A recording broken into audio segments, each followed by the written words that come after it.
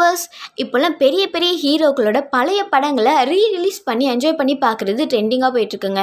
அந்த வகையில் உலக நாயகன் கமல்ஹாசன் அவர்களோட 1992 ரிலீஸ் ஆன படம் தான் தேவர் மகன்.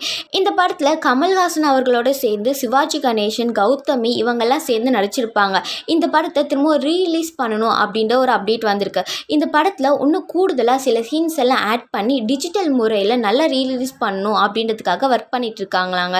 இந்த படத்தில் சில குழந்தைங்க இருப்பாங்க. அந்த குழந்தைங்களோட வாய்ஸ்லாம் திரும்பவும் மாற்றி டப் பண்ணலாம் அப்படின்ற ஒரு ஐடியா இவங்க பண்ணியிருக்காங்க.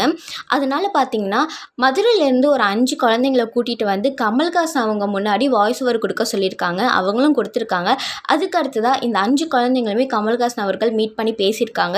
அப்போ பார்த்திங்கன்னா ஒரு குட்டி பையன் மட்டும் கட்ட பொம்மனோட டைலாக்கை அவ்வளோ அழகாக பேசினாங்களாம். இதை பார்த்த கமல்ஹாசன் அசந்து போனாராங்க. ஸோ சீக்கிரமாக தேவர் மகனோட ரீரிலீஸ்க்காக நம்மள வெயிட் பண்ணிகிட்ருக்கோன்றது நல்லாவே தெரியுது. ஸோ பார்க்கலாம் படம் எப்படி இருக்குன்னு.